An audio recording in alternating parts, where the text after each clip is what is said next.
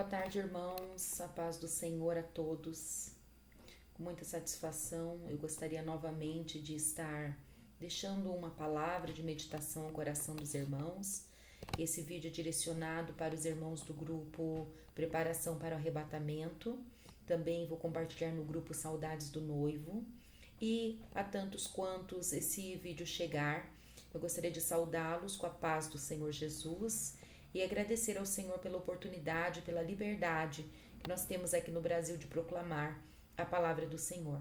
O desejo do meu coração de estar compartilhando essas sucintas palavras é porque nós temos essa liberdade de anunciar o Evangelho e porque em nenhum momento nas Escrituras nós encontramos descritos que precisa ter um número X de pessoas para que nós estejamos anunciando a palavra.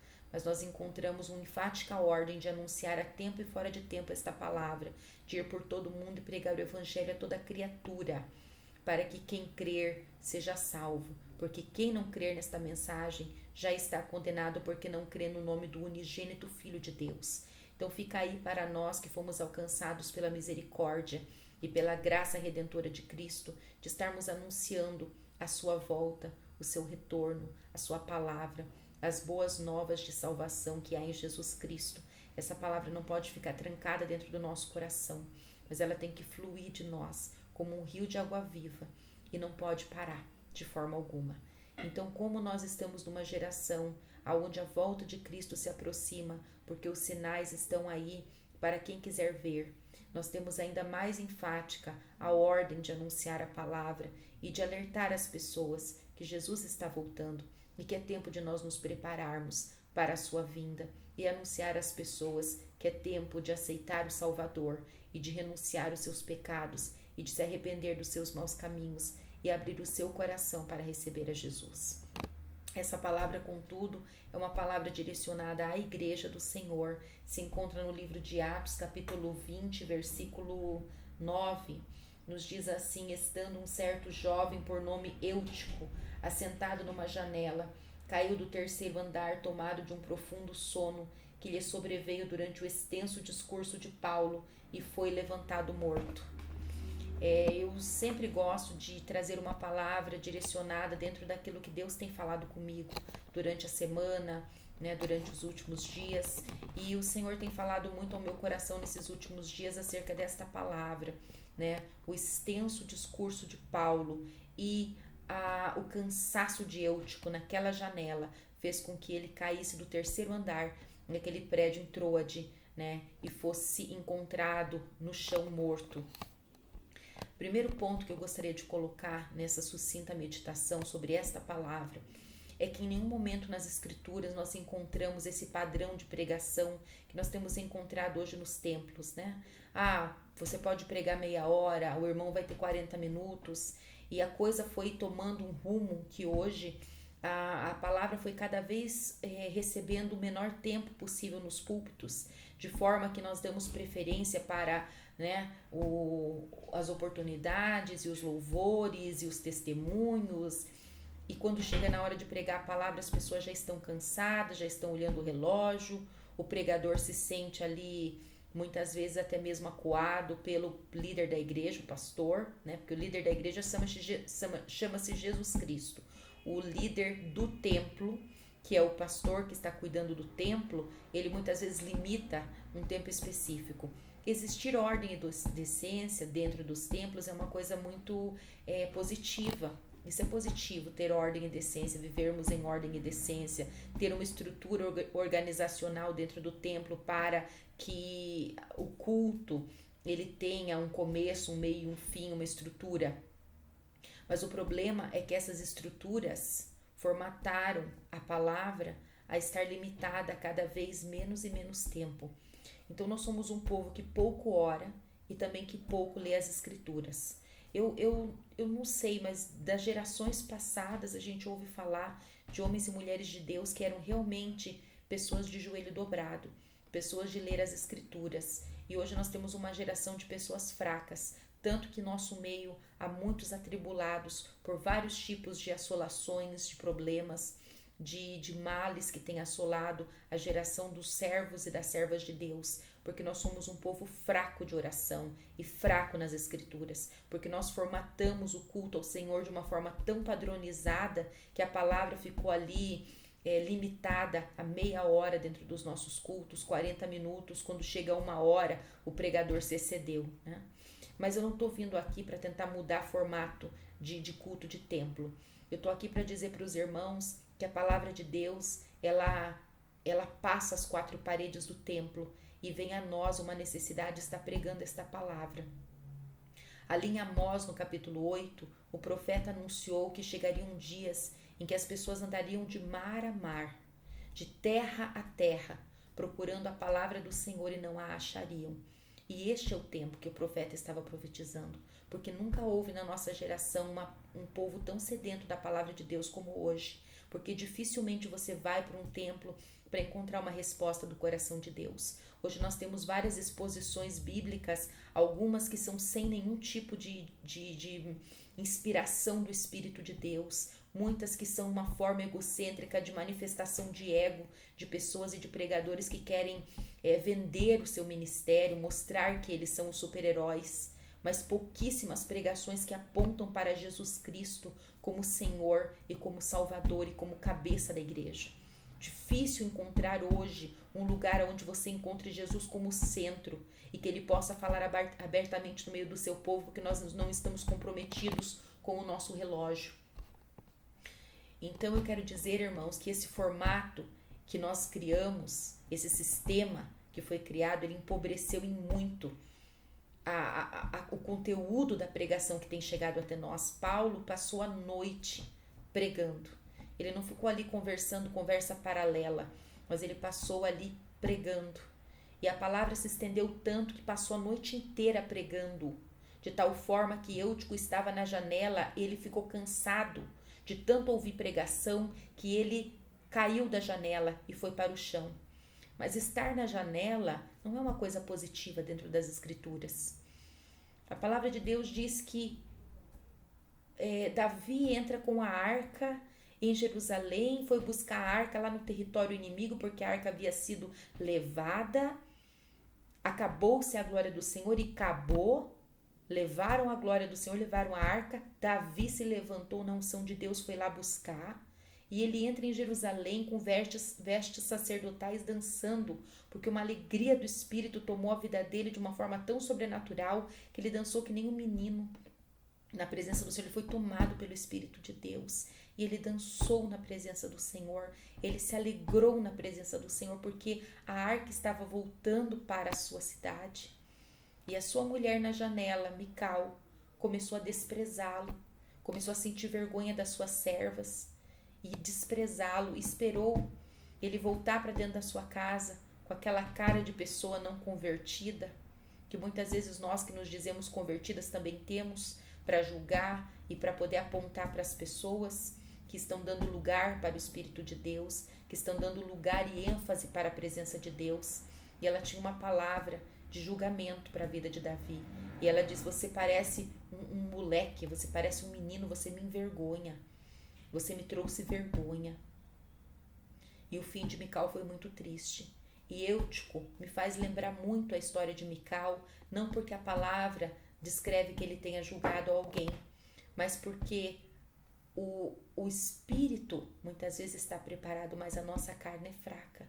E para nós vencermos as limitações da nossa carne, nós precisamos praticar disciplinas espirituais. E não sei se muitos estão preparados para essa conversa, porque nós estamos vivendo um evangelho onde você não precisa fazer nada. E se isso fosse verdade, Jesus salvava você e levava você direto para o céu. Você não precisava ficar aqui ocupando lugar na terra. Mas eu tenho uma palavra para mim e para você nessa tarde. Por que ocupamos a terra inutilmente? Se o Senhor nos deixa aqui é para nós produzirmos alguma coisa. Mas muitos de nós não passam de uma figueira afrontosa, cheia de folhas.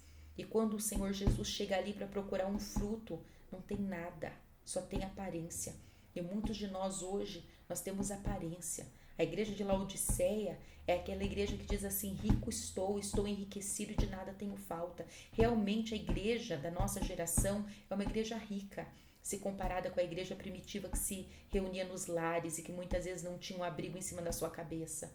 Nós somos a igreja dos templos luxuosos com ares condicionados e de estofados confortáveis. Mas aquilo que existia nos irmãos de outrora, nós perdemos, que é a essência de amar a palavra.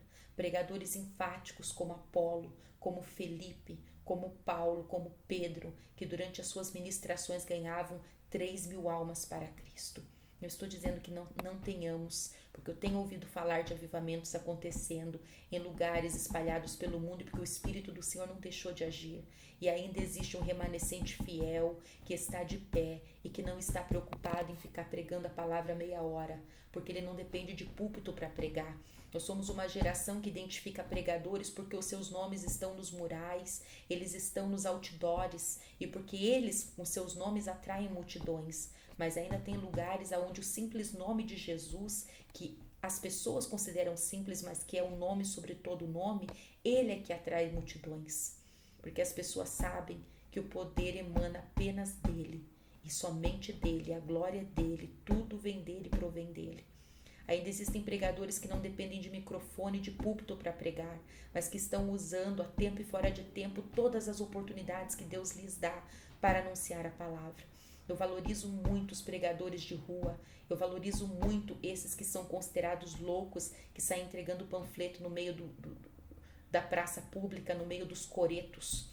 Esses que nós hoje rimos e consideramos inapropriados e nós nos envergonhamos deles, que nem Mical fazia lá na janela, vão ser aqueles que o Senhor vai receber de braços abertos quando Ele disser: vinde benditos de meu Pai. Eu tive fome e você me deu de comer. Eu tive sede, tem um mundo sedento aí fora e eles têm água viva, que é a palavra de Deus. Então o meu alerta aqui, queridos, é que nós não venhamos a limitar a palavra, que nós não venhamos a ser esse povo fechado em 4 paredes, alienados, achando que o culto a Deus se limita a 1h30 dentro de um templo. A tua vida tem que ser um altar erigido ao nome do Senhor. E você tem que estar preparado a tempo e fora de tempo para anunciar essa palavra e para pregar sem tempo específico, mas deixando o Espírito agir. Eu sonho com um dia ainda antes de Jesus voltar, antes do arrebatamento, em que nos nossos lares nós voltemos a ter os cultos, aonde o Espírito de Deus possa se manifestar e haja tempo, porque nós não estamos limitados pelo nosso relógio, e haja tempo de nós sentirmos o agir de Deus, recebermos a palavra e sermos edificados e sermos transformados. Eu tenho sede dessa palavra, eu tenho buscado lugares onde eu possa recebê-la e tem estado cada dia mais escasso, porque os pregadores estão cobrando para pregar, os profetas estão cobrando para entregar a palavra e para orar pelas pessoas. Os levitas estão cobrando valores absurdos para se apresentarem como verdadeiros showman e showwoman. Enquanto isso, as almas estão perecendo e indo aos borbotões para o inferno, porque aqueles que têm a palavra estão vendendo-a, quando Jesus nos disse: de graça recebestes e de graça dai. Então, meus queridos, enquanto as pessoas estão vendendo o evangelho, existe uma voz profética aí que tem pregado. Então, se alguém te chamar para um culto no lar, para uma vigília de oração, vá preparado, vá pronto para ouvir uma pregação estendida por horas, aonde você possa dar vazão ao Espírito e aonde ele possa falar abertamente, sem limitações, porque esta palavra liberta, mas não é esta palavrinha de 15, 20 minutos que nós estamos limitando, mas é a palavra de Deus sendo explicada, sendo explanada, sendo aberta aos nossos olhos de uma forma livre e aberta.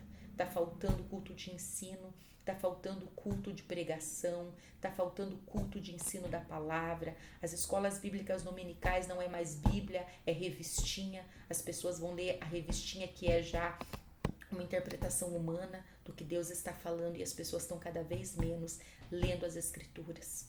Eu quero dizer para mim e para você: vamos deixar de ser eúticos, de ficar sentado na janela esperando o culto acabar, ficar ali na janela, muitas vezes falando mal do pregador, porque talvez ele não tenha uma sintaxe perfeita, porque talvez ele não tenha a mesma oratória que você gostaria que tivesse. Mas nós vamos nos constranger quando virmos lá na hora do acerto de contas com Jesus, que estes pequenos, talvez semi-analfabetos ou até analfabetos, que fizeram o que eles podiam, mas pregaram a palavra a tempo e fora de tempo, entraram antes de nós no reino dos céus, porque na sua simplicidade fizeram aquilo que eles sabiam de melhor, que é falar que Jesus é bom, que Ele salva, que Ele cura, que Ele batiza com o Espírito Santo e que em breve Ele voltará.